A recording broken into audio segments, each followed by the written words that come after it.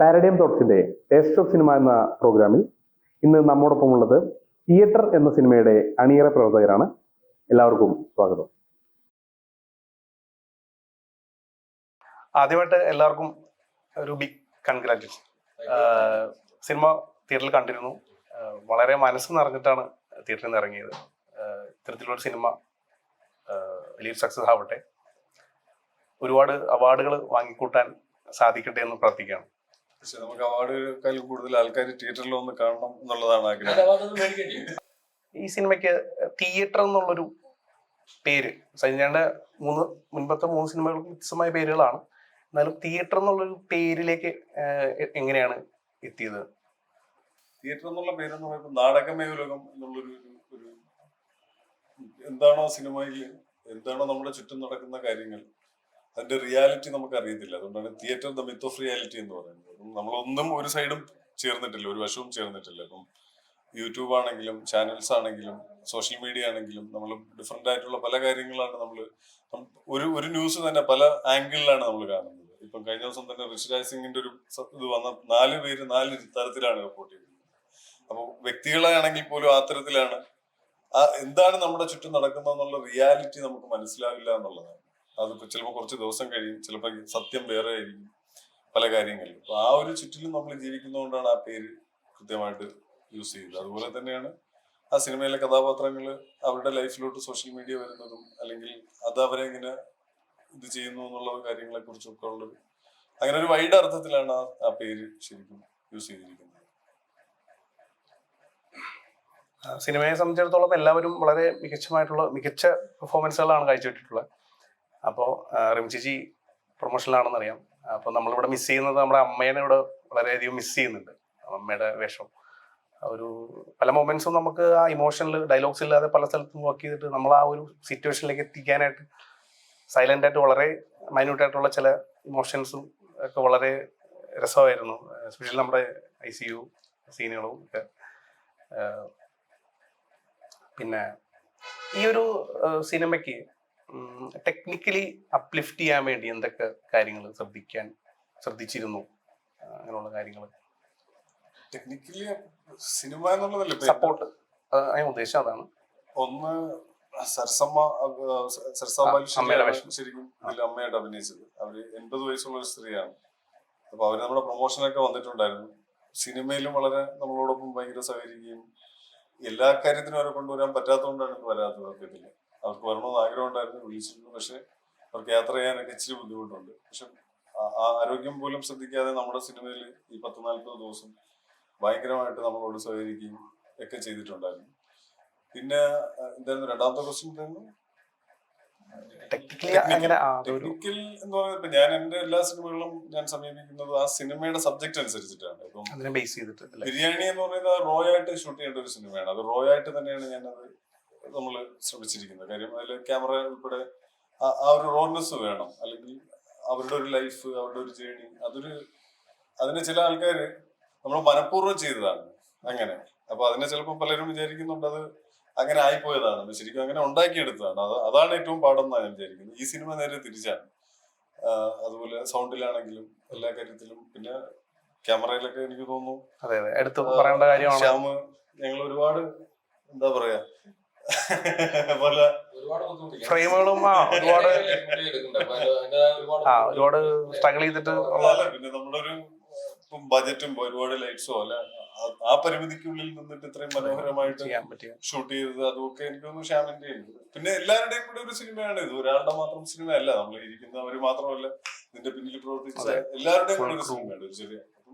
എല്ലാവരും ആ രീതിയിൽ സഹകരിച്ചതുകൊണ്ടും എല്ലാവരും ആ രീതിയിൽ നമ്മളോടൊപ്പം നിന്നതുകൊണ്ടുമാണ്, ഈ സിനിമയ്ക്ക് വേണ്ടി നിന്നുകൊണ്ടുമാണ് അത് ആ ഒരു പെർഫെക്ഷനിലെങ്കിലും നമുക്ക് മറ്റു പരിമിതികളെ അതിജീവിച്ച് നമുക്ക് എത്താൻ പറ്റിയത് എന്നാണ് എനിക്ക് പറയാനുള്ളത്. പക്ഷെ ഞാൻ ഇനി കൂടുതൽ സംസാരിക്കുന്നതിൽ വലിയ കാര്യമില്ല. എനിക്കൊന്നും എല്ലാവരും ഒരുപാട് സംസാരിക്കാൻ ഉള്ള ഒരുപാട് പേരുണ്ട്. സൈചേട്ടനാണ് ആർട്ട് ചെയ്തിരിക്കുന്നത്, ബാക്കി എല്ലാവരും അഭിനേതാക്കളാണ്. സിനിമാറ്റോഗ്രാഫി ആസ് എ സിനിമാറ്റോഗ്രാഫർ എന്നുള്ള രീതിയിൽ പറയുമ്പോൾ കൊമേഴ്ഷ്യൽ ആയിട്ടുള്ള ഒഴിവാക്കി ഈ പറയുന്ന പോലെ റോ ആയിട്ടുള്ള ഒരു ഡിഫറെന്റ് ആയിട്ടുള്ള രീതിയിലുള്ള ഒരു മേക്കിംഗ് ആണല്ലോ ആ ഒരു നോക്കുമ്പോൾ. അപ്പോൾ എത്രത്തോളം ഇതിനെ നമുക്ക് അങ്ങനെ ഒരു കമേഴ്ഷ്യൽ ഒരു അപ്രോച്ച് അല്ലെങ്കിൽ ആർട്ട് ഫിലിം അപ്രോച്ച് അങ്ങനെ ഇല്ല. കഥയ്ക്കകത്ത് എന്താണോ, കഥയിൽ എന്താണോ വേണ്ടത് അതിനെ കൊടുക്കാന്നുള്ളത്. അത് മാത്രമേ ഞാൻ ചെയ്തിട്ടുള്ളൂ. സ്ക്രിപ്റ്റ് വായിച്ചപ്പോൾ എനിക്ക് ആദ്യം സ്ട്രൈക്കിംഗ് ആയിട്ട് തോന്നിയത് അതിന്റെ ടെക്സ്റ്റ് തന്നെയാണ്.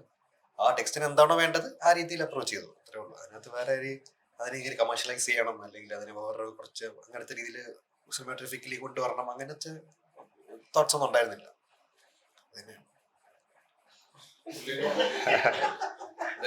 വിനയം കൊണ്ട് പറഞ്ഞാണ്. ശരിക്കും ഞാൻ പറഞ്ഞ സ്വിച്ച് മാത്രം ഇട്ടുള്ളത് പറയുന്നത് വെച്ചാൽ നന്നായിട്ട് കഷ്ടപ്പെട്ടു. ഞാൻ കണ്ടുകൊണ്ടിരിക്കുന്നത് ഈ ആ പടത്തിന്റെ സൗന്ദര്യത്തിന് സാർ പറഞ്ഞു കൊടുക്കുന്നതിന് കൃത്യമായി ആ സ്ഥലം അതുപോലെ രസകരമായ ഒരു സ്ഥലമാണ്. ആ സ്ഥലത്തെ ഇത്ര കൃത്യമായി പുള്ളി ഒപ്പിയെടുത്തു. പുള്ളി നന്നായിട്ട് കഷ്ടപ്പെട്ടു. നമുക്കറിയാം, ഞങ്ങളൊക്കെ വള്ളത്തായിരിക്കും, പുള്ളി വെള്ളത്തിലാ. അല്ല പറയണ്ടത് അല്ല. അതുപോലെ ഈ പുള്ളിയുടെ മര്യാദ എളുമത്തം കൊണ്ട് പറയും, ഞാൻ എന്റെ സ്വിച്ച് മാത്രം ഓൺ ആക്കിയതുള്ളൂ ക്യാമറയുടെ എന്ന് പറയുക. അതല്ല, നന്നായിട്ട് കഷ്ടപ്പെട്ട അതിന്റെ റിസൾട്ടാണ് ഇപ്പൊ കാണുന്നത്. തോന്നുന്നതിന്റെ കാരണം അദ്ദേഹത്തിന്റെ കൃത്യമായ അധ്വാനം പറയാതിരിക്കാനൊക്കെ. കഷ്ടപ്പാടെന്ന് പറയുമ്പോ ശ്യാമേട്ടൻ ക്യാമറ കൊണ്ട് വള്ളത്തിലിറങ്ങുമ്പോ വള്ളം തുഴയണത് പ്രമോദണ്ണ. അപ്പോ കായലിന് നടുക്ക് വെച്ചിട്ട് പങ്കായം കളയാ. അപ്പൊ പ്രമോദണ്ണന്റെ ഭാഗത്ത് ഇത് അങ്ങനത്തെ പല ഏറ്റവും ആഴമുള്ള സ്ഥലത്ത് നിന്നിട്ട് പുള്ളി ഇതെടുത്താൽ കളഞ്ഞു. പണി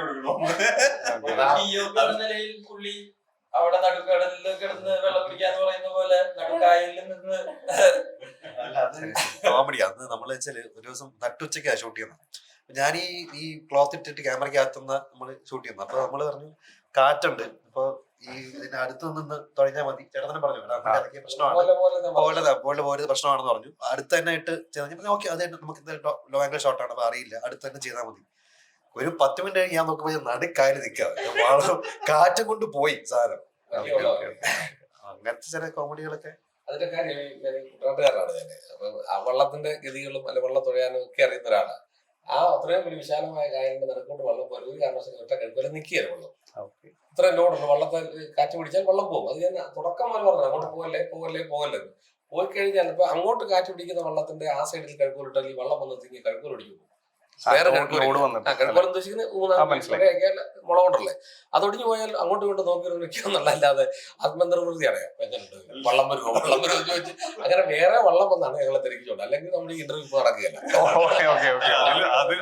അല്ല, അതിലുപരി എനിക്ക് ഏറ്റവും കൂടുതൽ സെറ്റില് അരി സൗണ്ട് ഉണ്ടാക്കരുത്, നിശബ്ദമായിട്ടിരിക്കണം എന്നൊക്കെ പറഞ്ഞ് ബേളം ഉണ്ടായിക്കൊണ്ടിരുന്ന ഹരികുമാർ സാറ് ഞാൻ നോക്കുമ്പോ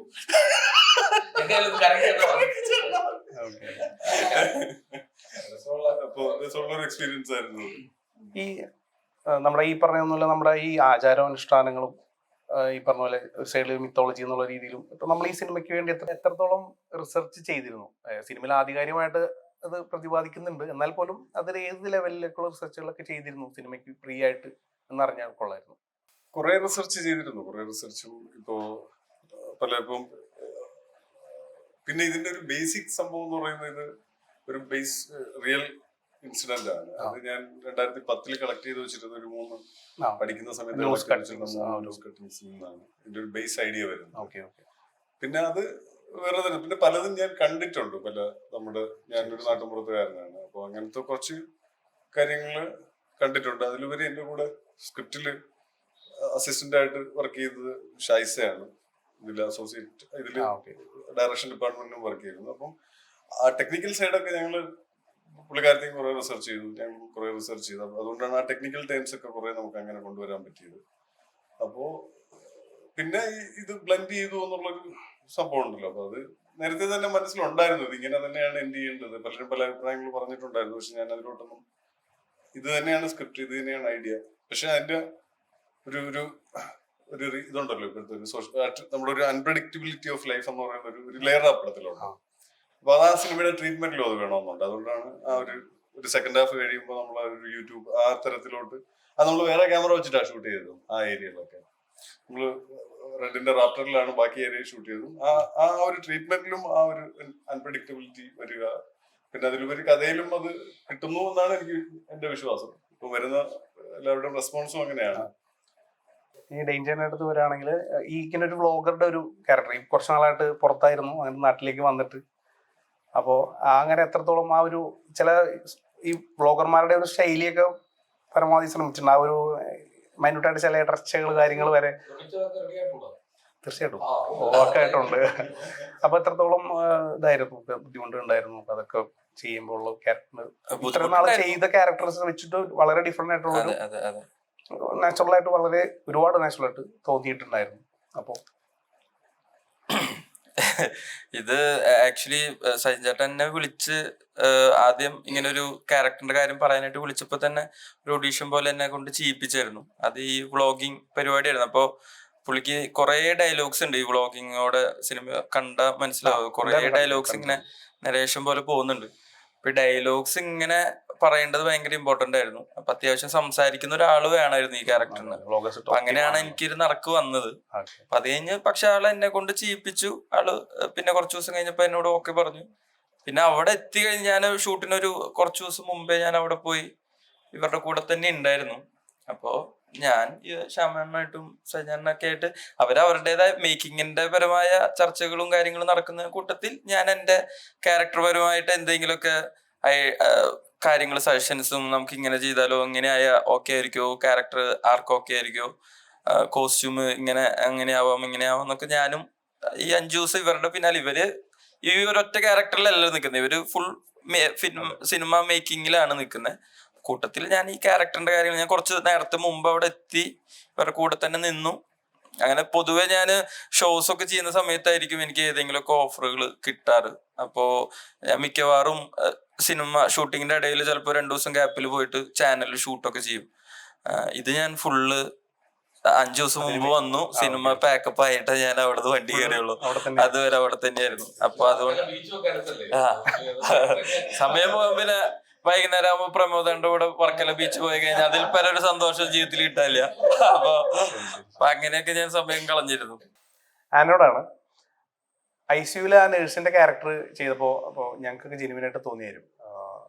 ഈ ഒരു നേഴ്സ് പേഷ്യന്റിനോട് കാണിക്കുന്ന ഒരു കെയറിന്റെ ഒരു ജെന്യൂനിറ്റി ഉണ്ട്.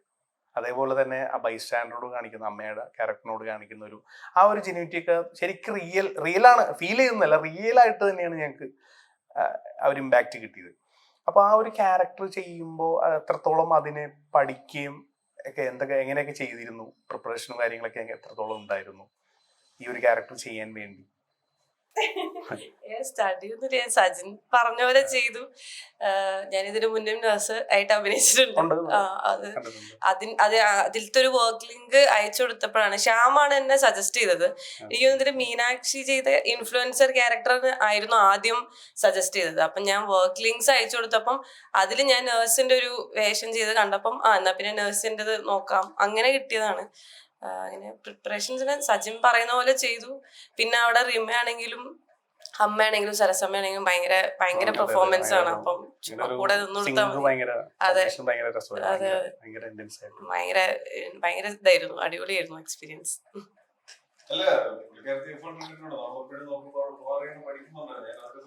അതെ, ഡയലോഗ് പറയാൻ കുറച്ച് ടെൻഷനാണ് എനിക്ക്. അപ്പൊ ഞാൻ ഇരുന്ന് പഠിക്കും.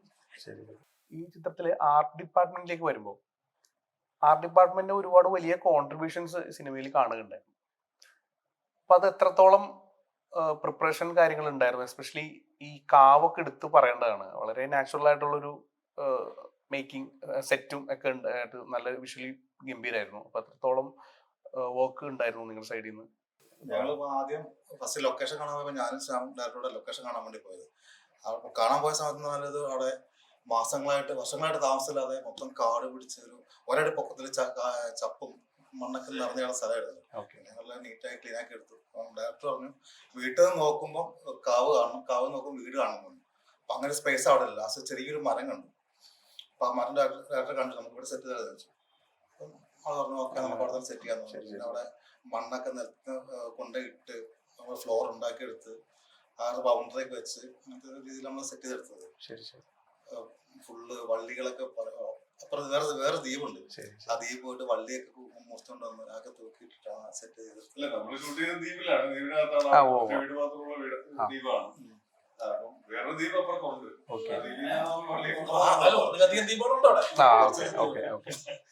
പിന്നെ ഈ ക്ലൈമാക്സിലേക്ക് വരുമ്പോൾ എന്തെങ്കിലും ഡിഫറെന്റ് ആയിട്ട് അതൊരു റിസോർട്ട് അതിലേക്ക് മൊത്തം ചേഞ്ച് ആയിട്ട് അതൊക്കെ എങ്ങനെ, പിന്നെ അതിൽ കൂടുതൽ പണി ഒരുപാട് ഉണ്ടായിരുന്നു, വർക്ക് കാര്യങ്ങളൊക്കെ എങ്ങനെ? കുറച്ചധികം വർക്ക് ഉണ്ടായിരുന്നു അതിന്റെ മുകളിൽ. മാറ്റി കൊണ്ടുവരണമായിരുന്നല്ലോ, അങ്ങനെ കൊണ്ടുവന്നിട്ടുണ്ടല്ലോ. കൂടുതൽ പറയുന്നില്ല. അതെ കൂടുതൽ പറഞ്ഞു കഴിഞ്ഞാൽ സീക്രട്ട് പുറത്താവും. ശരി ശരി. ഈ ദ്വീപില് ഷൂട്ട് ചെയ്യുമ്പോ ഈ പറയുന്ന പോലെ ചുറ്റും വെള്ളമാണല്ലോ, അപ്പോ നീ പറയുന്ന പോലെ ബുദ്ധിമുട്ടുകൾ എന്തൊക്കെ നേരിട്ടിരുന്നു? കാവ് സെറ്റിട്ട സമയത്ത്, സെറ്റിട്ട് കഴിഞ്ഞ ശേഷം അവിടെ ഈ പാമ്പുകളെ കൊണ്ട് ആൾക്കാർ പറഞ്ഞിട്ടുണ്ടായിരുന്നു. പക്ഷെ ശരിക്കും റിയലി മൂർക്കകളുണ്ടായിരുന്നു. അത് നമ്മുടെ കാവിനൊരു 50 മീറ്റർ ചുറ്റുള്ള ഒരു 5-6 പ്രാവശ്യം ഞങ്ങൾ കണ്ടത്. ലാസ്റ്റ് ഞാൻ ടൂറിനോട് ആദ്യം പറഞ്ഞില്ല, പിന്നീട് ഇവരെല്ലാം കണ്ടത് ശേഷമാണ്. ശരിക്കും നമ്മളാ ഫുഡ് കഴിക്കാതിരിക്കുന്ന സ്ഥലമുണ്ട്, ഒരു മാവിന്റെ തൊട്ട്, ആ മാവിന്റെ അടിയിൽ സ്ഥലം ഒരാഴ്ച ഇറങ്ങി വന്നു പകല്. അപ്പൊ എല്ലാവരും കണ്ടത് അതിന്റെ ഡബിൾ ഉണ്ടായിരുന്നു. അല്ലേ? ശരി. അങ്ങനത്തെ സ്ഥലത്ത് പാമ്പ് കാണും. കാരണം ഈ ഇങ്ങനത്തെ ഒരു ദ്വീപല്ലേ, സാധനം ഉണ്ടാവും, സാധ്യതയുണ്ട്. അപ്പൊ അതിനെ കവർ ചെയ്യാന്നുള്ളതായിരുന്നു അവര് അത് പറഞ്ഞിരുന്നേ. ചിലപ്പോൾ ആരും വരുമല്ല, എപ്പോഴും പേടിച്ച് നിൽക്കത്തുള്ളൂ. അപ്പൊ ഈ ആക്ടേഴ്സ് പോലും അത് പേടിച്ച് നിൽക്കുക. അതുകൊണ്ടായിരിക്കും അവരത് ആ സമയത്ത് അത് പറയാതിരുന്നത്. കാണുമ്പോ പറഞ്ഞോട്ടെ, അങ്ങനെ ഒരു കുഴപ്പമില്ല, ഒരു 26 ടേക്ക് എടുത്തോളൂ.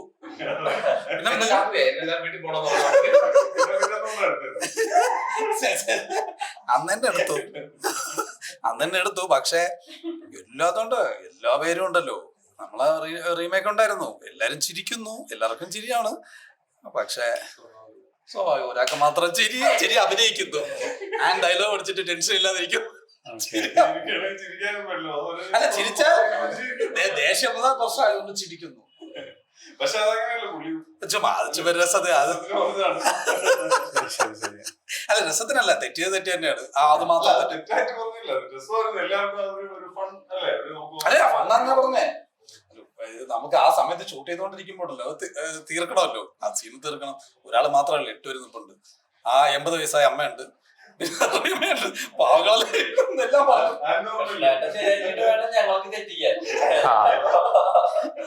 പക്ഷെ പിന്നെ എന്നിട്ടും തെറ്റിച്ചതെല്ലാം ശരിയാക്കിയിട്ടും ഞാനത് ശരിയാക്കിയില്ല.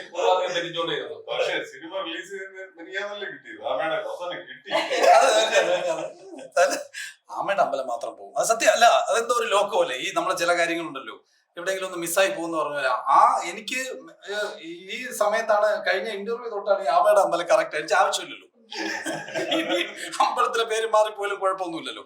അങ്ങനെ വന്നപ്പോഴാണ് കിട്ടിയത്. സത്യം പറഞ്ഞാൽ അതൊരു ലോക്കോ അല്ല. അന്ന് നമ്മളൊരു ഇന്റർവ്യൂ ചെയ്തുകൊണ്ടിരിക്കുമ്പോഴും ഒരു 5-6 മിനിറ്റ് ഇത് പറഞ്ഞു ലോക്കായി. എന്തോ ഈ അമ്പലത്തിന്റെ ഒരു സാധനം ഉണ്ട് കേട്ടോ. ഇന്നത്തെ ആയില്ല. ഇന്നാരോ പറയുകയും ചെയ്തോ, ഇന്ന് ആ അമ്പലത്തെ കണക്ട് ചെയ്ത് ഇങ്ങനെ ആള് പറഞ്ഞോണ്ടിരിക്കുന്നത്. ആരോ പറഞ്ഞു ഇന്ന് ആയില്ലാണെന്ന് അല്ലേ, ഓർമ്മയില്ലേ? കാരണം ഈ സിനിമയില് ചേച്ചിയുടെ മറ്റൊരു നേഴ്സ് കഥാപാത്രമായിരുന്നല്ലോ, അപ്പൊ അതിനെപ്പറ്റി ഒരു 2 വാക്ക് പറയാമോ? റീമേനെ കൊണ്ടുപോകുന്ന വില്ലേജ് നേഴ്സ് ആയിട്ടാണ് ചെയ്തത്. പിന്നെ എല്ലാരും ഭയങ്കര ഫ്രണ്ട്ലി ആണ്. പിന്നെ പ്രമോദിന്റെ ഒക്കെ തമാശയല്ലേ, അവിടെ ഫുള്ള് എപ്പോഴും ഇങ്ങനെ ചെറിയ കാര്യം എപ്പോഴും ഓണാ, ഫുള്ള് സെറ്റ് ഓണാണ്. അപ്പൊ അതുകൊണ്ട് ഭയങ്കര റിലാക്സ് ആയിരുന്നു ചെയ്യാനൊക്കെ. പിന്നെ സ്ക്രിപ്റ്റ് ഒക്കെ നേരത്തെ വന്നിട്ടുള്ളതുകൊണ്ട് പഠിച്ചിട്ടുണ്ട്. ബൈഹാർട്ടായിരുന്നു. ഈ ചിത്രത്തില് പ്രമോദന്റെ ക്യാരക്ടർ എത്രത്തോളം ഇമ്പോർട്ടന്റ് ആയിരുന്നു, അതിനെ പറ്റി ഒന്ന് പറയാമോ? ഞാൻ ചെയ്ത സിനിമകളിൽ എനിക്ക് ഏറ്റവും ഇപ്പൊ ഇന്നത്തെ നിർത്തിക്കൊണ്ട് പറയില്ല, എനിക്ക് ഒരുപാട് പേര് കണ്ടവർ പല ആളുകളും വിളിച്ച് നല്ല അഭിപ്രായം പറഞ്ഞു. ഞാൻ ചെയ്ത സിനിമകളിൽ ഏറ്റവും എനിക്ക് ഇഷ്ടപ്പെട്ട ക്യാരക്ടറാണ്, എനിക്ക് ഷോക്കേസ് ചെയ്യാവുന്ന ഒരു ക്യാരക്ടറാണെന്ന് എനിക്ക് വിശ്വാസമുണ്ട്. എന്ന് നമുക്ക് ചില കാര്യങ്ങളൊക്കെ ചെയ്ത് നമ്മൾ ചെയ്താണോ എന്നൊക്കെ ചില തോന്നരുത്, സന്തോഷം ഉള്ളിൽ തോന്നും. ഇന്ന് എനിക്ക് സിനിമ കണ്ടിട്ട് മുഴുവൻ അങ്ങനെ തോന്നി. ചില സാധനങ്ങൾ മൈന്യൂട്ടായിട്ടുള്ള സാധനങ്ങളൊക്കെ ചെയ്തപ്പോൾ അത് സിങ് സൗണ്ട് ആയതുകൊണ്ട് നമുക്ക് അങ്ങനെ അത്രയും ഡീറ്റെയിൽ ആയിട്ട് ചെയ്യാൻ പറ്റുന്നതാണ്. അല്ല നമ്മള് നേരെ ഡബിങ് ആണെങ്കിൽ അത്രയും കിട്ടില്ല. ഡബിങ് ആയിരുന്നെങ്കിൽ ഈ സ്നേഹമൊന്നും ഇപ്പൊ കാണത്തില്ല. സ്റ്റുഡിയോ 3-4 മാസത്തേക്ക് എടുത്ത് നോക്കേണ്ടി വരും നമ്മളൊക്കെ ചെയ്ത്. അത് ആ സമയത്താണ്ട് സിങ് സൗണ്ട്, ഞാൻ അതിനു മുമ്പ് ചെയ്തിട്ടുള്ള സിങ് സൗണ്ട് സിനിമകളൊക്കെ ആർക്കറിയാമാണ് അങ്ങനെ ചെയ്തത്. അതിലും ഇങ്ങനെ തിങ്സുകളൊക്കെ ഇടാൻ ഉഗ്രനായിട്ട് നമുക്ക് പറ്റും ആ സമയം. അത് ഭയങ്കരമായിട്ട് ഗുണം ചെയ്യും. നമ്മളെ എസൻസ് ഇടുന്ന പോലെ നമുക്ക് ചില മുക്കലും മൂളലുകളൊക്കെ ഭയങ്കരമായിട്ട് ആ ക്യാരക്ടർ ശരിക്കും ഉള്ള ഞാനതാ ഇന്ന് സിനിമയിൽ നിങ്ങൾ അങ്ങനെ സിനിമ കാണുമ്പോഴേ നാട്ടിൻപുറത്ത് നമ്മൾ ഈ പറയുന്ന കടകളൊക്കെ ഉണ്ടാവുമല്ലോ, നാട്ടിൻപുറത്ത് ഒരു കടയിലൊരു കറക്റ്റ് ആ ഒരു അതെ, ആ അതിന് ഒരു വലിയ പ്രത്യേകത എന്ന് പറഞ്ഞാൽ ഇതിനെക്കാട്ടി ടെറർ ക്യാരക്ടർ ചെയ്തിട്ട് അങ്ങോട്ട് വന്നത്. കൊണ്ടലിലെ വില്ലൻ ചെയ്തിട്ട് അങ്ങോട്ട് വന്ന ശരി നേരെ കൊണ്ടലിന്റെ ലാസ്റ്റ് ഷൂട്ടും കഴിഞ്ഞ് നേരെ അവിടുന്ന് വണ്ടി കയറിയാണ് വർക്കലിലേക്ക് അവിടുന്ന് വരിക. അതാണ് ആ താടി മുടിയൊക്കെ അതിനകത്ത് മീശ വലുത് വെച്ചിരിക്കുന്നുണ്ട്. പക്ഷെ താടിയുടെ കുറച്ച് മുടിയുണ്ട്, അതാണ് പഠിപ്പിച്ച് പഠിച്ചേക്ക്. അതാണ് അങ്ങനെ. അതും ഭയങ്കരമായിട്ട് ഗുണം ചെയ്ത ക്യാരക്ടർ. എനിക്ക് ഞാൻ ഇതുവരെ ചെയ്തതിൽ നിന്ന് പെട്ടെന്നൊരു മാറ്റം ഉണ്ടാകുന്നതായിട്ട് എനിക്ക് തോന്നി. അങ്ങനെ എനിക്ക് അതാ ഞാൻ ഭയങ്കര ഹെൽപ്പിംഗ് മെന്റാലിറ്റി ഭയങ്കരമാണ്. ഫിലിം ക്രിറ്റിക്സിലെ അതാണ് അത് നേരെ നേരെ ഓപ്പോസിറ്റ് ആയിട്ടുള്ള കൊണ്ടലിനകത്ത് കൂടുതൽ നോട്ടങ്ങളൊക്കെയാണ്, ഭയങ്കര നോട്ടങ്ങളും അങ്ങനത്തെ ബോട്ടില് അത് നമുക്ക് തോന്നി പുള്ളി ഇപ്പൊ കുഴപ്പമുണ്ടാക്കും തോന്നുന്നൊരു അങ്ങനത്തെ ഒരു ക്യാരക്ടർ വന്നിട്ട് ഒരു ദുരൂഹത വെച്ച ക്യാരക്ടറാണ്. അതിന് നേരെ ഓപ്പോസിറ്റില്ല ഇതിനകത്ത് ഭയങ്കര ഫ്രീ ആയിട്ട് സ്നേഹമുള്ള. അപ്പൊ അത് ഭയങ്കരമായിട്ട് ഞാൻ പറഞ്ഞു, ഞാനൊന്ന് വ്യക്തി ഞാൻ എന്നെ തന്നെ നോക്കുമ്പോ കാണുന്ന ഇതായിപ്പോയി പറയാം. ഈ രണ്ട് നമുക്ക് അങ്ങനെ മാറ്റി ചെയ്യാൻ പറ്റുമല്ലോ. അപ്പൊ അത് ശ്രമിച്ചാൽ ഇനി നന്നാക്കാമെന്നുള്ള ഇനിയുള്ള വരുന്ന സിനിമകൾക്കുള്ളും അങ്ങനെയൊക്കെ പരീക്ഷണങ്ങൾ കിട്ടിയാൽ നമുക്ക് ശരിക്കും എന്താ പറയാ, അങ്ങനെ ഞാൻ ശരിക്കും ഒരു പാവമാണ്. അപ്പൊ എനിക്ക് വില്ലവേഷം ചെയ്താണ് ഇഷ്ടം. ഞാൻ സാധാരണ ഇങ്ങനെ വളവളാന്ന് സംസാരിച്ചു പോകുന്ന ഒരു നാട്ടുപ്രദേശത്തുകാരൻ. ഇത് മാറി നമുക്ക് എന്ത് ചെയ്യാൻ കിട്ടുന്നത് അവിടെ പെർഫോമൻസ്, അല്ലെങ്കിൽ ഞാൻ തന്നെ ആയിരിക്കും. അതാണ് പല സിനിമകളിലും പ്രൊമോട്ടർ ആ സിനിമയിൽ ചെയ്യില്ല, അതുപോലെ സാധനം ചെയ്യാൻ പറയുമ്പോഴാണ് നമ്മൾ ആവർത്തന വിരസതയായി പോകുന്നത്. അത് എന്റെ കുഴപ്പമില്ല. ഇപ്പൊ ഇന്നത്തെ സിനിമ കണ്ടിട്ടായിരിക്കും വിളിക്കുന്നത്. അപ്പൊ ഈ സിനിമയിൽ അഭിനയിച്ചിരിക്കുന്നതിനെ കുറിച്ച് ധാരണ എനിക്കുണ്ട്. അടുത്ത പടത്തിലും അങ്ങനെ ചെയ്യും. എന്നിട്ട് പടം ഇറങ്ങുമ്പോൾ ഇവർ പറഞ്ഞാ മറ്റേ അത് തന്നെ മതി, രണ്ടുപേരും പോയി ഇറങ്ങുമ്പോൾ പറയും ആ ഒരു മാറ്റവും ഇല്ല, ഇവിടുത്തെ തുണിയെങ്കിലും ഒന്ന് മാറ്റി കൊടുക്കണമെന്ന്. മലയാള സിനിമയിലെ പറമ്പിപ്പണിക്കാരനാണല്ലോ ഞാൻ, വേറെ വലിയ വേഷമൊന്നും നമുക്ക് കിട്ടാറില്ല. പിന്നെ അല്ല മാറാൻ വേണ്ടിയാണ് നമ്മൾ പണിയെടുക്കുന്നത്. ഞാൻ എപ്പോഴും പറയുന്നത്, ഈ വലിയൊരു കല്ല് വെച്ചിട്ട് ആ കല്ലിനെ ഇളക്കം തെറ്റായിരിക്കാൻ വെക്കുന്ന ചീളുകല്ല ഞങ്ങളെപ്പോഴുള്ളവർക്ക്, ചെറിയ ക്യാരക്ടേഴ്സ്. പക്ഷെ ഈ കല്ലില്ലെങ്കിൽ ഇളകും വലിയ. അപ്പൊ അങ്ങനെ ആ സമയത്ത് ആ കല്ലെടുക്കാൻ വേണ്ടി തിരിയുമ്പോൾ നമ്മളവിടെ കാണണം. അതാണ് പ്രശ്നം. ഒരു വലിയ കഥ ഒരു ക്യാരക്ടറെ നിർത്തുമ്പോൾ ഈ പുള്ളിക്ക് സപ്പോർട്ടായിട്ട് നിൽക്കാൻ ആരൊക്കെ പറ്റുമെന്ന് തോന്നുന്നത് അതിൽ വെക്കാൻ നമ്മളെ കൂടെ ഉപയോഗിക്കുമ്പോഴാണ് നമുക്കൊരു സന്തോഷം. അപ്പോഴാണ് നമുക്ക് എന്തെങ്കിലുമൊക്കെ ഒന്ന് ചെയ്ത് പോകാൻ പറ്റുന്നത്. അതാണ് ഈ സന്തോഷം. താങ്ക് യു വേഷം തന്നതിന്. അരുൺ സോണാണ് എന്നെ വിളിക്കുന്നത്. ഒരു ചെറിയ പരിപാടിയാണ്, അതൊന്ന് സഹകരിക്കണമെന്ന് പറഞ്ഞു. നമ്മൾ ചെറുതായാലും കുഴപ്പമില്ല. ഞാൻ അവരോട് അന്ന് പറഞ്ഞ കമന്റ് ഇതാ, ഞാനൊരു ഓട്ടോ സ്റ്റാൻഡിൽ കിടക്കുന്ന ഓട്ടോയാ, ആരോട്ടം വിളിച്ചാലും പോകുന്നു പറഞ്ഞു. പള്ളിയിലോട്ട് മാത്രമേ പോകത്തുള്ളൂ പറഞ്ഞാൽ ഞായറാഴ്ച മാത്രമേ ഓട്ടം കിട്ടത്തുള്ളൂ. യുവരാജ് അല്ല അതാണ് കറക്റ്റ്. അതാണ് അത് ഇവിടെ പറയാനൊക്കാത്തോട് പറയാം. അത് നമ്മൾ ടൂളല്ലേ. ഇപ്പൊ എന്നെ ഇങ്ങനെ എടുത്ത് ജോലി ചെയ്യൂ, അല്ലെ എന്നെ അടുത്ത് ഇങ്ങനെ ഉപയോഗിക്കുമെന്ന് ഞാൻ പറയല്ലേ. എന്നെ ഈ ടൂൾ ഇങ്ങനെ ഉപയോഗിക്കാമെന്ന് പറഞ്ഞ് വിളിക്കുന്ന ആളുകളാണ് ഡയറക്ടേഴ്സ് അല്ലെ കഥാകൃത്തുക്കൾ. അപ്പൊ അവര് നമ്മളെടുത്ത് ഉപയോഗിക്കാന്ന് അങ്ങനെ കിട്ടുന്ന സാധ്യതയ്ക്ക് വേണ്ടി എന്നെ വിളിക്കും. നമ്മുടെ ഒരു ടി വിയിൽ ഒരു ഷോ ഇല്ലായിരുന്നു, ഞാൻ ഉത്തരം ഞാൻ പറയാം അങ്ങനെ പരിപാടി ഇങ്ങനെ ഞാൻ പറയാം, ഉത്തരം ഞാൻ പറഞ്ഞുതരാം, അങ്ങനത്തെ ഒരു പ്രോഗ്രാം അല്ല. അതേപോലെ ഒരു പരിപാടി ഉണ്ടായിരുന്നല്ലോ. എന്ന് പറഞ്ഞാൽ നമ്മളെ വിളിക്കും നമ്മൾ ഓരോ പ്രോഗ്രാമും അല്ലെ ഓരോ സിനിമകളും. ഇപ്പൊ ഞാൻ ഈ പറഞ്ഞ ഈ ഇന്റർവ്യൂ പോലും ഞാൻ ഇങ്ങനെ സംസാരിക്കുന്ന കാര്യം ഇത് കാണുന്നവരാണ്. പുള്ളി കൊള്ളാറ്, പുള്ളി അത് വിളിക്കണം എന്ന് പറഞ്ഞിട്ട് അതിനാണ് ഞാൻ കിട്ടുന്നത്. ഏതവസരം കിട്ടിയാലും എവിടെ നിന്നാലും ഞാൻ മനസ്സുകൊണ്ട് എപ്പോഴും ആഗ്രഹിക്കുന്നത് മരണം കിട്ടി ചെല്ലുമ്പോൾ ശവമാകണം, കല്യാണം കിട്ടി ചെല്ലുമ്പോൾ ചെറുക്കനാകണം. എന്നെ ശ്രദ്ധിക്കും എന്നെ മാത്രം. അത് നിങ്ങളോട് പണി എടുക്കുന്ന അപ്പൊ പ്രമോദന പറഞ്ഞോലെ മരണ വീട്ടിൽ പോകുമ്പോ ശവമായും എന്നെ എല്ലാരും കാണും എന്നല്ലാതെ. ഇപ്പൊ ഈ പടത്തിലേക്ക് എന്നെ പറഞ്ഞാൽ അരുൺ സോളാണ് വിളിച്ചത്.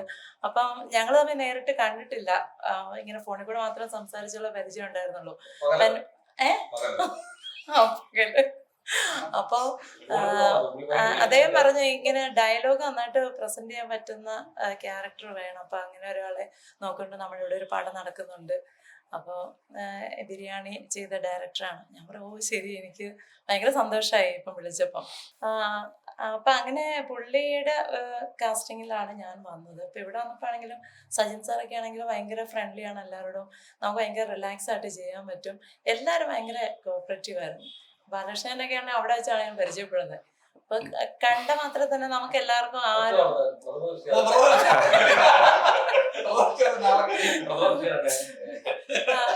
പിന്നെ റീമ ആണെങ്കിൽ എല്ലാവരോടും ഭയങ്കര കോപ്പറേറ്റീവ് ആണ്, അമ്മയാണെങ്കിൽ എല്ലാവരും. അപ്പൊ അതുകൊണ്ട് തന്നെ നമുക്ക് ഭയങ്കര റിലാക്സ് ആയിട്ട് വർക്ക് ചെയ്യാൻ പറ്റിയൊരു സെറ്റിലായിരുന്നു. ഭയങ്കര സന്തോഷമാണ്.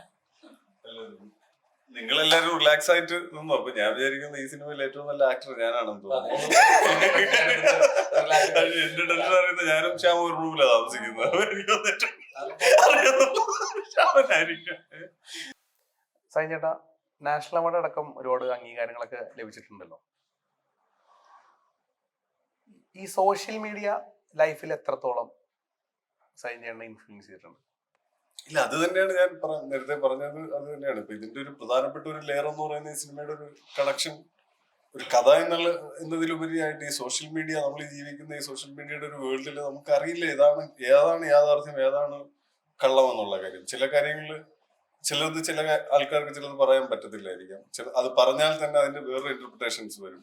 അതുപോലെ തന്നെ പലതരത്തിലുള്ള എല്ലാ കാര്യങ്ങളും അങ്ങനെയല്ലേ നടന്നുകൊണ്ടിരിക്കുന്നത്. അത് നിങ്ങളൊന്ന് ഒബ്സർവ് ചെയ്താൽ മാത്രം പറയും നമ്മുടെ ചുറ്റും നടക്കുന്ന യാഥാർത്ഥ്യം ഏതാണെന്ന്. പണ്ടൊക്കെ ആണെങ്കിൽ നമുക്ക് അത് തിരിച്ചറിയാൻ പറ്റും. പണ്ട് വേറൊരു അർത്ഥത്തിൽ ഇത് ഉണ്ടായിരുന്നെങ്കിൽ പോലും, അല്ലെങ്കിൽ ഇന്ന് അങ്ങനെയല്ല. ഇന്നെല്ലാം ഈ ഡിജിറ്റൽ യുഗത്തിൽ, ഈ സോഷ്യൽ മീഡിയയുടെ യുഗത്തിൽ ഇത് ഈ പറഞ്ഞ പോലെ എങ്ങനെ ബാധിക്കുന്നു, എങ്ങനെ ഏത് തരത്തിലാണ് ഇന്റർപ്രറ്റ് ചെയ്യുന്നത്, ഓരോ ഡയലോഗും ഓരോ ചില ഇൻസിഡൻസും ഒക്കെ അതൊരു പ്രധാന ലെയർ ആയിരുന്നു ഈ സിനിമയെ സംബന്ധിച്ചിടത്തോളം. പിന്നെ ഈ പറഞ്ഞ പോലെ അൺപ്രഡിക്റ്റബിലിറ്റി എന്നുള്ളൊരു കാര്യമുണ്ട്. അതുപോലെ പല കാര്യങ്ങളും ഞാൻ പറയുന്നില്ല, ഞാൻ എന്താണോ ഉദ്ദേശിച്ചതെന്ന് പറഞ്ഞു കഴിഞ്ഞാൽ പിന്നെ അതിന് കൂടുതൽ റീഡിങ് ഉണ്ടാവില്ല. ഓരോ പ്രേക്ഷകനും ഓരോ ഓഡിയനും അവരുടേതായിട്ടുള്ള തലത്തിൽ നിന്നുകൊണ്ട് അവർക്ക് കണക്ട് ചെയ്യുന്ന കാര്യങ്ങൾ കണക്ട് ചെയ്യുക എന്നുള്ളതാണ്. അതുപോലെ ഈ പറഞ്ഞ ഫണ്ട് റൈസിങ് ആണെങ്കിലും. പക്ഷെ ഇതിന്റെ ഒരു സ്റ്റാൻഡ് എന്ന് പറയുന്നത് പലരും ചില ആൾക്കാർ എന്നോട് ചോദിച്ചൊരു കാര്യമുണ്ട്, നിങ്ങൾ എന്തുകൊണ്ടാണ് ഒരു സ്റ്റാൻഡ് എടുക്കാത്തതാണ്? നമ്മൾ ഒരു സ്റ്റാൻഡ് എടുത്തു കഴിഞ്ഞാൽ അത് യാഥാർത്ഥ്യമല്ല. നമ്മുടെ എന്താണോ നമ്മുടെ ചുറ്റിലും ഇപ്പൊ നടക്കുന്നത് അത് തന്നെയാണ്, അങ്ങനെ തന്നെ കാണിക്കണം എന്നുള്ളത് കൊണ്ടാണ് അങ്ങനെ ഒരു സ്റ്റാൻഡ് എടുക്കാറ്. പിന്നെ പൊളിറ്റിക്സിനെ കുറിച്ച് പലരും ചോദിക്കാൻ സാധ്യതയുള്ള ഒരു കാര്യമുണ്ട്. പൊളിറ്റിക്സ് എന്നൊക്കെ പറഞ്ഞാൽ ഞാൻ രാവിലെ പറഞ്ഞതുപോലെ തന്നെ പൊളിറ്റിക്സ് എന്ന് പറയുന്ന ഒരു പവർ എന്നുള്ളൊരു ഇത് വരുമല്ലോ. പക്ഷെ അതിനേക്കാളുപരി ഞാൻ ഇതിന്റെ ഒരു ഫിലോസഫി എന്നാണ് ഞാൻ ഇതിൽ പറയാൻ ഉദ്ദേശിക്കുന്നത്. ഒരു തരത്തിലേക്ക് ഒരു ഇതിലേക്ക് നമ്മൾ പിടിക്കാതെ പ്രേക്ഷകർക്ക് ചിന്തിക്കാനുള്ളൊരു, അതെ, അല്ല യാഥാർത്ഥ്യം ഇതിപ്പോ ചിന്തിക്കാൻ പറ്റുന്ന ഒരു പടം, ഇതിപ്പോ എല്ലാവർക്കും കാണാൻ കണക്ട് ചെയ്യാൻ പറ്റുന്ന ഒരു പടം ആണെന്നാണ് ഞാൻ വിചാരിക്കുന്നത്. അല്ലാതെ ഇതൊരു ഭയങ്കര എന്റെ കഴിഞ്ഞ സിനിമകൾ പോലെ അസ്തമയം വരെ പോലെയോ അല്ലെങ്കിൽ അയാൾ ശശി പോലെയോ അല്ലെങ്കിൽ ബിരിയാണി പോലെയോ കുറച്ചുകൂടെ ഓപ്പൺ എൻഡഡ് ആയിട്ടുള്ള ഒരു സാധനമല്ല ഇത്. ഇതാണ് യാഥാർത്ഥ്യം എന്ന് ചിന്തിപ്പിക്കുന്ന ഒരു പടം മാത്രമാണ്. അത് ആർക്കും കണക്ട് ചെയ്യും, കമ്മ്യൂണിക്കേറ്റ് ചെയ്യുമെന്നാണ് എനിക്ക് തോന്നുന്നു. ഇപ്പോഴത്തെ ഈ സിനിമ കണ്ടിട്ട് ഏറ്റവും കൂടുതൽ ഇന്റലക്ച്വൽസിനെക്കാളും എനിക്ക് തോന്നുന്നു സാധാരണക്കാർക്കാണ് ഈ പടം കൂടുതൽ വർക്കായിട്ടുള്ളത്. അതിന്റെ മറ്റ് കൂടുതൽ കണക്ട് ആവുന്നത് എന്നാണ് എനിക്ക് കിട്ടിയ ഒരു ഫീഡ്ബാക്ക്. അതെ, അങ്ങനെയാണ്. അപ്പൊ അത് ആ ഒരു ഈസിനെസ് ഉണ്ടല്ലോ, ഈസിനെസ് ഓഫ് ആ ഒരു സിനിമ വാച്ച് ചെയ്യുന്ന ഒരു ഈസിനെസ്, അതും പക്ഷെ ലെയേഴ്സ് കണക്ട് ചെയ്യുക. പിന്നെ അതിന്റെ ഒരു എൻഗേജിങ് ഈ പറഞ്ഞ പോലെ അത് എത്രത്തോളം ഉണ്ടെന്നൊക്കെ അതുണ്ടല്ലോ, ഒരു ബോറില്ലാത്ത നമ്മളെ കൊണ്ടുപോകാൻ പറ്റും. നമ്മളൊരു ആർട്ട് സിനിമ എന്നൊക്കെ പറയുമ്പോൾ കുറച്ച് ലാഗ് അടിക്കുന്ന അല്ലെങ്കിൽ എൻഗേജ് ചെയ്യാൻ പറ്റാത്ത. അതുപോലെ തന്നെ ഈ സിനിമ ഞാൻ പറയുന്നത് ഇതൊരു തിയേറ്ററിക്കൽ എക്സ്പീരിയൻസ് ആണ്. ഈ സിനിമ നമ്മളെല്ലാ സിനിമകളും നമുക്ക് വലിയ ബജറ്റ് സിനിമകൾക്ക് മാത്രമേ ഈ പറഞ്ഞ പോലെ KGF പോലെ അല്ലെങ്കിൽ കാന്താര പോലുള്ള സിനിമകൾക്ക് മാത്രമേ തിയേറ്ററിക്കൽ എക്സ്പീരിയൻസ് കിട്ടൂ എന്ന് പറയുമ്പോൾ അങ്ങനെയല്ല. അല്ലാതെയും ഒരു സിനിമയ്ക്ക് നമുക്ക് തിയേറ്ററിക്കൽ എക്സ്പീരിയൻസ് കൊടുക്കാൻ പറ്റും എന്നുള്ളൊരു കാര്യം അത് ഞങ്ങൾ ആദ്യമേ തന്നെ ഞാൻ ശ്യാമിനോട് സംസാരിക്കുന്നത്. നമുക്ക് ഇതിന്റെ രണ്ടിന്റെ ഇടയിലുള്ള ഒരു ബ്രിഡ്ജാണ് ഉണ്ടാക്കാൻ ശ്രമിക്കുന്നത് എന്നുള്ളത് ഞങ്ങൾ കുറെ ഡീറ്റെയിൽ ആയിട്ട് ഡിസ്കസ് ചെയ്തതാണ്. അതുകൊണ്ടാണ് സൗണ്ടിനും വിഷ്വൽസിനും അല്ലെങ്കിൽ പറഞ്ഞതുപോലെ അതെല്ലാം കൃത്യമായിട്ട് വന്നു. അത് നമ്മുടെ എല്ലാവരുടെയും കൂടെ എഫേർട്ടാണ്. എല്ലാവരും ആത്മാർത്ഥമായിട്ട് ആ സിനിമയ്ക്ക് വേണ്ടി വർക്ക് ചെയ്തുകൊണ്ട് മാത്രമാണ് ആ ഒരു റിസൾട്ട് അല്ലെങ്കിൽ അത് വന്നതെന്നുള്ളത്. അത് ഒരാളുടെ മാത്രം ഇതല്ല. അത് അച്ചീവ് ചെയ്യാൻ ഒരു പരിധിവരെ നമുക്ക് പറ്റിയത് അതുകൊണ്ട് തന്നെയാണ്.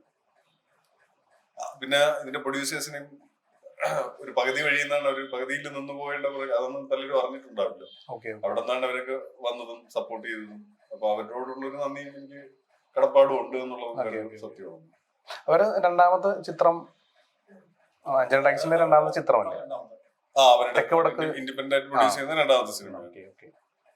അങ്ങനെ ഒരു സബ്ജക്ട് എടുക്കാനുള്ള ധൈര്യം കാണിച്ചതിനൊക്കെ നമ്മൾ അപ്രീഷിയേഷൻ ഉണ്ട്. വളരെ കൊമേഴ്ഷ്യലായിട്ട് ധൈര്യം കാണിച്ചത് അല്ല, പൊതുവെ കൊമേഴ്ഷ്യലായിട്ട് സിനിമകൾ അതിൽ വിജയിക്കുക അങ്ങനെ ഒരു രീതിയിലാണല്ലോ കൂടുതലും നമ്മുടെ മലയാള സിനിമയിൽ പ്രൊഡ്യൂസേഴ്സ് എല്ലാം ഒരു സബ്ജക്ട് സെലക്ട് ചെയ്തു. അതെ അതെ. പക്ഷെ ഇപ്പൊ ബിരിയാണിയുടെ സ്ക്രിപ്റ്റ് ഞാൻ എന്റെ ഫ്രണ്ടാണ് അതിന്റെ പ്രൊഡ്യൂസ് ചെയ്തിരുന്നത്. പുള്ളി ആ സ്ക്രിപ്റ്റ് കണ്ടിട്ടില്ലായിരുന്നു. ജസ്റ്റ് ഒരു ഐഡിയ മാത്രമേ ഞാൻ പറഞ്ഞിട്ടുണ്ടായിരുന്നുള്ളൂ.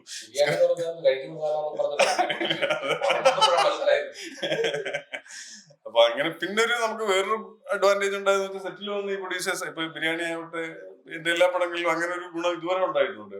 ഈ പ്രൊഡ്യൂസേഴ്സ് വന്നിട്ട് ആവശ്യമില്ലാതെ അത് ചെയ്യാനായിട്ട് പറയുക. അപ്പൊ പിന്നെ വരത്തില്ലല്ലോ.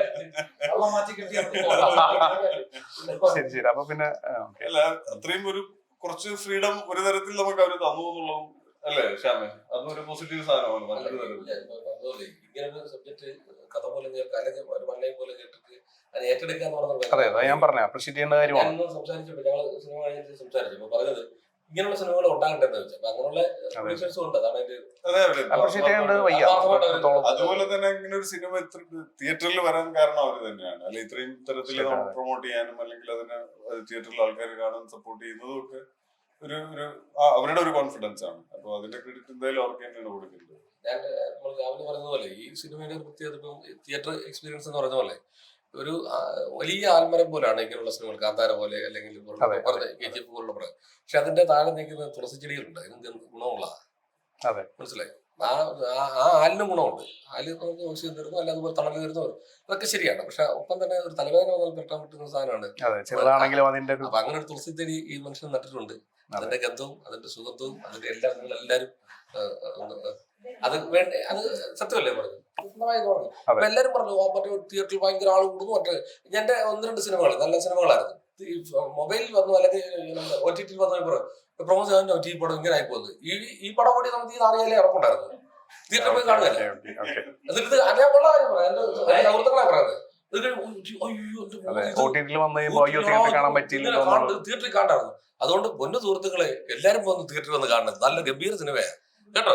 അത് ഉള്ള കാര്യം ഇവിടെ എല്ലാം പറയുന്നതൊക്കെ എന്നിട്ട് അത് കഴിയുമ്പോ പറഞ്ഞിട്ട് കാര്യമില്ല. അത് പറഞ്ഞത് വലിയ മരങ്ങളും എല്ലാം ഉണ്ട്, അതൊന്നും മോശമാകുന്ന അർത്ഥത്തിലല്ല പറഞ്ഞത്. അതൊക്കെ അതിന്റേതായ ആലിന് കൊടുക്കുന്ന ഒരു ഇതും നമ്മൾ ഒരിക്കലും ഞാൻ ഈ പറഞ്ഞ തുളസി ഗുണമുള്ളതാണ്. അതുപോലെ ഒരു തുളസി ചെടിയാണ് നമ്മൾ നട്ടിരിക്കുന്നത് മാത്രമേ പറഞ്ഞുള്ളൂ. വേറെ ഇത് ട്രോളോ എന്ത് വെള്ളം ചെയ്തു ഞാൻ ഉള്ള കാര്യം പറയാം. പണ്ടൊരു പറഞ്ഞ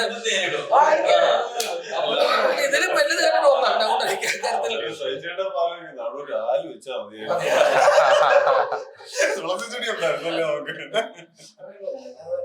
പ്രേക്ഷകരോട് എന്താണ് പറയാനുള്ളത്?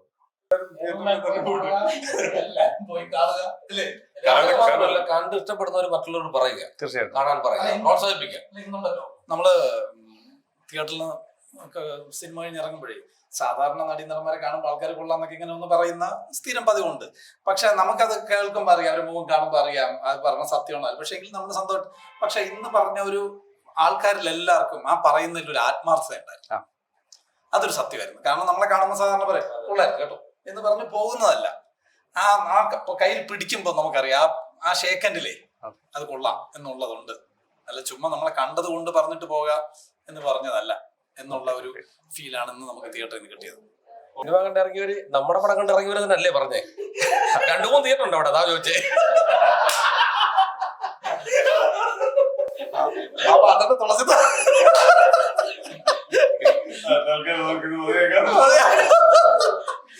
കോമഡി പരിപാടിയല്ല. അല്ലെ ഭയങ്കര ഗൗരവമായി സംസാരിച്ചാലും ആളുകൾ അന്ന് ഇതെന്തോ ഒരു മിനിറ്റിലുള്ള വീഡിയോസ് അങ്ങനെ കാലത്തിലേക്ക് വന്നിരിക്കും ഇല്ലേ? 2.5 മണിക്കൂർ സിനിമ ഉണ്ടായിരുന്നു. അത് 2 മണിക്കൂർ ഏറ്റവും കുറച്ച് ഒരു വിഷയത്തെ ഏറ്റവും കുറച്ച് എങ്ങനെ പ്രേക്ഷകന് കൊടുക്കാൻ പറ്റുമെന്നുള്ള നോക്കുന്ന ഒരു കാലഘട്ടത്തിലൂടെ വന്നിരിക്കുക.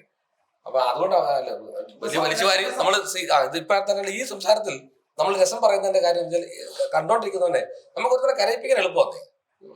അച്ഛൻ ചത്തു അമ്മ ചത്തു എന്നൊക്കെ പറഞ്ഞാൽ ചിലപ്പോൾ കരഞ്ഞിരിക്കും. പക്ഷെ ചിരിപ്പിക്കാൻ പാടാണ്. ചിരി എന്ന് പറയുന്നത് പറയാൻ പറ്റുന്ന കൗണ്ടറുകൾ നല്ലതാണെങ്കിൽ അപ്പൊ പറയാൻ അത് ചീറ്റു കൊണ്ടു അതൊന്നും കാര്യം നമുക്ക് പറയണം. എനിക്ക് അല്ലെ കവക്കെട്ട് പോലെ ഇവിടെ ഇരിക്കും പറഞ്ഞില്ലെങ്കിൽ ഒരു കൗണ്ടർ വന്നില്ല. പക്ഷെ പൊളിറ്റിക്കലി കറക്റ്റ് ആയിട്ട് വേണം ചില ഇത് പറയാനുള്ള ഒരു കാര്യം കൂടെ. അല്ല അത് ബോധക്കേടുള്ള എന്നെ പിന്നെ എന്നെ അംഗീകരിച്ചിരിക്കും. ഇപ്പം ബോധക്കേടെ പറയത്തുള്ളതുള്ളത്.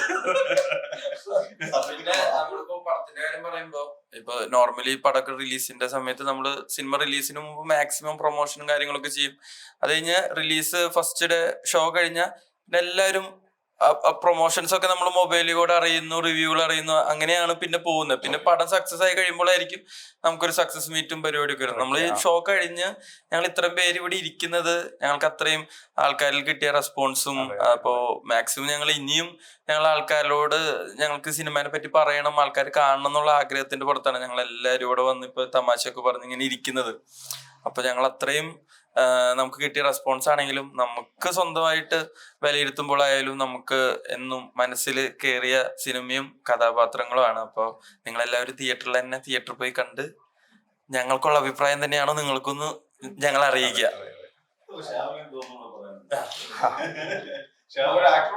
ഓ അതുപോലെ തന്നെ ശ്യാമ നല്ല അത്യാവശ്യം തടിയൊക്കെ ഉണ്ടായിരുന്നു. ഓക്കെ ഈ പടം കഴിഞ്ഞപ്പോഴാണ് ഇങ്ങനെ ഇങ്ങനെ മെല്ലെ അപ്പൊ അത്രയും കഷ്ടപ്പാട് അനുഭവിച്ചിട്ടുണ്ടെന്നാണ്. ലിമിറ്റ് ഓഫ് റിയാലിറ്റി ആണ് ശ്യാമ, സബ്ജക്ട് ഏതാണല്ലോ. പണിയില്ലാതെ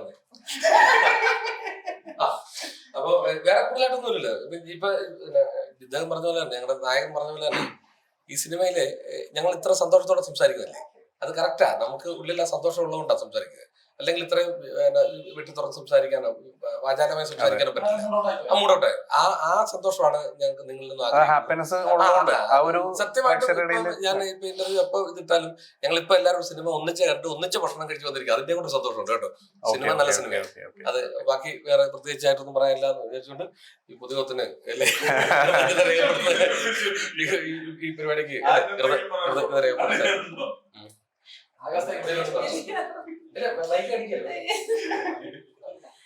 ഇല്ല, ഡെയിനും പ്രമോദാട്ടനൊക്കെ പറഞ്ഞ പോലെ തന്നെ നിങ്ങൾ എല്ലാവരും പോയി പടം കാണുക, നിങ്ങളുടെ അഭിപ്രായങ്ങൾ നിങ്ങളെ അറിയിക്കുക. ഇത് മിസ് ചെയ്യരുത്. It's very special. നിങ്ങൾ കണ്ടാൽ എന്തായാലും മനസ്സിലാവും. So please support us. അപ്പൊ തീർച്ചയായിട്ടും നിങ്ങൾക്ക് നല്ലൊരു തിയേറ്ററിൽ എക്സ്പീരിയൻസ് തന്നെ ആയിരിക്കും. അപ്പൊ സിനിമ എല്ലാവരും പോയി തിയേറ്ററിൽ കാണുക, കണ്ടിട്ട് സപ്പോർട്ട് ചെയ്യുക. അതെ, ഞാനും ഒരിക്കൽ പറഞ്ഞു തന്നാ ഒന്നുകൂടെ പറയുകയാണ്. എപ്പോഴും പറയുന്ന ഇതാണ്. ഇനി എല്ലാ ദിവസവും കുറച്ച് ദിവസങ്ങളിൽ ചിലപ്പോൾ അത് എത്ര ദിവസം പറയാൻ പറ്റുമെന്ന് എനിക്കറിയില്ല. പക്ഷെ ഇപ്പൊ തിയേറ്ററിൽ സിനിമയുണ്ട്. അപ്പൊ ഇത് ഒരു തിയേറ്റർ എക്സ്പീരിയൻസ് തന്നെയായിരിക്കും. അത് നഷ്ടമാവില്ല എന്നാണ് എൻ്റെ വിശ്വാസം, എല്ലാവരുടെയും വിശ്വാസം. അപ്പൊ എല്ലാവരും തിയേറ്ററിൽ പോയി തന്നെ ഈ സിനിമ കാണുക. അത് OTT വന്നാൽ നിങ്ങൾക്ക് ഈ എക്സ്പീരിയൻസ് കിട്ടത്തില്ല, ഉറപ്പായിട്ട് കിട്ടത്തില്ല. അത് തിയേറ്ററിൽ തന്നെ എക്സ്പീരിയൻസ് ചെയ്യണം. അത് നല്ല തിയേറ്ററിൽ തന്നെ പോയിട്ട് കാണണം എന്നാണ് എനിക്ക് പറയാനുള്ളത്. ഞങ്ങളിപ്പോൾ ഉള്ളത് ആലുവയിലെ പാരഡൈമിന്റെ ഓഫീസിലാണ്. അപ്പോൾ ഇവിടെ വന്നപ്പോഴാണ് അറിഞ്ഞത് ഇത് ഒരു ഓഫീസ് എന്ന് പറയുന്ന ഒരു കൺസെപ്റ്റിലല്ല ഇവര് ഈ ഒരു പ്രൊഡക്ഷൻ കമ്പനി കൊണ്ടുവന്ന ഒരു എന്താ പറയാ ഒരു പാർട്ടി ഓഫീസ്, അല്ലെങ്കിൽ ഒരു എല്ലാ സിനിമ ബേസ് ചെയ്തിട്ട് ആക്ടിങ് ആയാലും ഡയറക്ഷൻ ആയാലും എല്ലാ രീതിയിലും ഫ്രീ ആയിട്ട്, അതെ, സൗജന്യമായിട്ട് പഠിപ്പിക്കുന്ന, അല്ലെങ്കിൽ എല്ലാവർക്കും ഒത്തുകൂടാൻ പറ്റുന്ന, സിനിമ ചർച്ചകൾ ചെയ്യാൻ പറ്റുന്ന, സിനിമകളെ പറ്റി മാത്രം സംസാരിക്കുന്ന ഒരു പ്രൊഡക്ഷൻ ഹൗസ് ആണ്.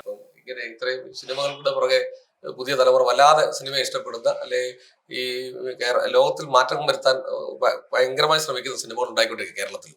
ലോക സിനിമകളോടൊപ്പം കിടപിടിക്കുന്ന സിനിമകൾ ഉണ്ടാകാൻ മലയാള സിനിമയെ ശ്രമിച്ചുകൊണ്ടിരിക്കുക. ആ ശ്രമിക്കുന്നവർക്ക് സുസ്വാഗതം. ഇവിടെ സ്റ്റുഡിയോ ഫ്ലോറുകളുണ്ട്. അതേപോലെ തന്നെ ഒരുപാട് കാര്യങ്ങൾ, സിനിമയുമായി ബന്ധപ്പെട്ട എല്ലാ കാര്യങ്ങൾക്കും നിങ്ങൾക്ക് ഇവിടെ സമീപിക്കാം.